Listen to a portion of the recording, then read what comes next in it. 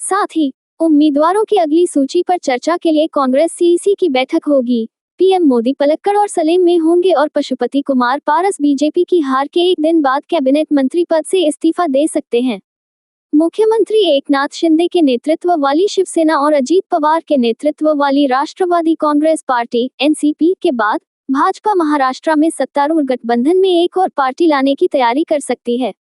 महाराष्ट्र नवनिर्माण सेना मनसे प्रमुख राज ठाकरे और उनके बेटे अमित समझा जाता है कि वे सोमवार देर रात दिल्ली पहुंचे। ठाकरे मंगलवार सुबह केंद्रीय गृह मंत्री अमित शाह से मुलाकात कर सकते हैं और अगर चीजें सही रही तो दिन में किसी समय गठबंधन के बारे में घोषणा की जा सकती है। भाजपा के शीर्ष नेतृत्व ने महाराष्ट्र के लिए सीट बंटवारे पर चर्चा करने के लिए सोमवार को दिल्ली में महाराष्ट्र के उप मुख्यमंत्री देवेंद्र फडणवीस और राज्य भाजपा अध्यक्ष चंद्रशेखर बावनकुले से मुलाकात की, जहां पार्टी को समझौते को पूरा करने में कुछ परेशानी का सामना करना पड़ा है। भाजपा में कुछ लोगों का मानना है कि मन से कुछ महत्वपूर्ण इलाकों में मराठी वोट आधार में सेंध लगाकर सत्तारूढ़ गठबंधन को उद्धव ठाकरे के नेतृत्व वाली शिवसेना यूबीटी को नुकसान पहुंचाने में मदद करेगी। कांग्रेस की बैठकें मुंबई में इंडिया ब्लॉक के शक्ति प्रदर्शन के 2 दिन बाद यह मंगलवार को विपक्षी गठबंधन के प्रमुख सदस्य कांग्रेस के लिए व्यवसाय में वापस आ गया है। कांग्रेस कार्य समिति सीडब्ल्यूसी राष्ट्रीय राजधानी में अपनी बैठक में लोकसभा चुनाव के लिए पार्टी के घोषणापत्र पर चर्चा करेगी और उसे मंजूरी देगी। पूर्व केंद्रीय वित्त मंत्री पी चिदंबरम के नेतृत्व वाली घोषणापत्र समिति पहले ही मसौदा दस्तावेज मंजूरी के लिए सीडब्ल्यूसी को भेज चुकी है। समिति मंगलवार को मसौदा घोषणा पत्र को मंजूरी देगी, जिसमें पीटीआई के अनुसार 5 अलग-अलग समूहों के लिए न्याय की गारंटी का उल्लेख है। भागीदारी न्याय, हितधारकों के लिए न्याय, किसान न्याय, किसानों के लिए न्याय, नारी न्याय, महिलाओं के लिए न्याय, श्रमिक न्याय, मजदूरों के लिए न्याय और युवा न्याय, युवाओं के लिए न्याय। प्रत्येक न्याय के लिए 5 गारंटी होंगी, जिसकी घोषणा पार्टी पहले ही कर चुकी है।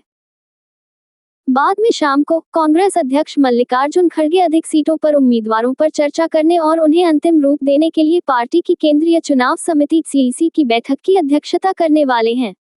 पार्टी ने अब तक 2 सूचियों में 82 उम्मीदवारों के नाम घोषित किए हैं। कांग्रेस ने स्वास्थ्य का अधिकार कानून, राष्ट्रीय न्यूनतम वेतन 400 रुपये प्रतिदिन का वादा किया है। कांग्रेस पार्टी के 5 नारी न्याय वादों के वित्तीय निहितार्थ क्या हैं? दक्षिण में पीएम मोदी। प्रधानमंत्री नरेंद्र मोदी मंगलवार को केरल के पलक्कड़ में रोड शो करेंगे। ये सुबह 10:30 बजे शुरू होने वाला है। एक हफ्ते के अंदर पीएम का केरल में ये दूसरा कार्यक्रम है। 15 मार्च को उन्होंने दक्षिण केरल निर्वाचन क्षेत्रों में एनडीए उम्मीदवारों के समर्थन में पथानमथिट्टा में एक सार्वजनिक बैठक को संबोधित किया। दोपहर में लगभग 1 बजे पीएम का तमिलनाडु के सलेम में एक रैली को संबोधित करने का कार्यक्रम है, जो राज्य में लोकसभा चुनाव के लिए नामांकन शुरू होने से 1 दिन पहले है।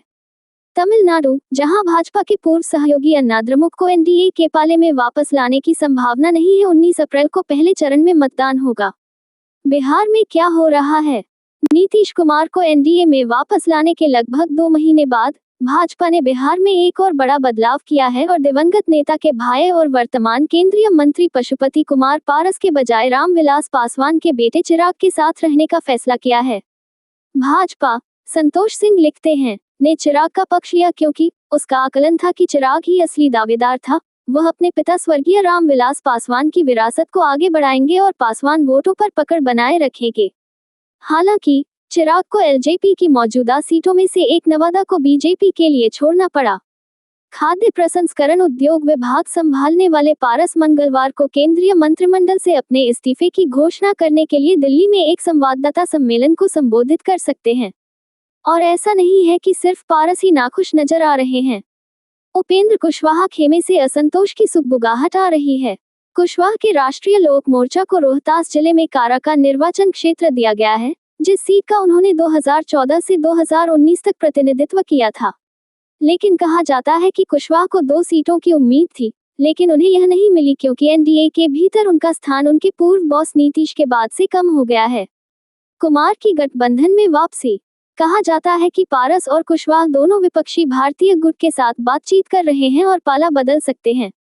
यदि पारस भारतीय खेमे में जाते हैं तो उनके हाजीपुर में अपने भतीजे के खिलाफ चुनाव लड़ने की संभावना है, जिस सीट का रामविलास पासवान ने 9 बार प्रतिनिधित्व किया और उनकी विरासत का केंद्र है। संदर्भ में, रामविलास पासवान को लालू प्रसाद और नीतीश कुमार के साथ बिहार के सबसे करिश्माई राजनेताओं में माना जाता था। 2000 में उन्होंने लोक जनशक्ति पार्टी एलजेपी का गठन किया, जो बिहार के ओबीसी केंद्रित राजनीतिक परिदृश्य में दलितों के लिए एक राजनीतिक संगठन था। 2005 के बिहार चुनावों में पार्टी का वोट शेयर 12% था। यह उसका पहला चुनाव था, जो अंततः बाद के चुनावों में 6% से 8% के बीच रहा।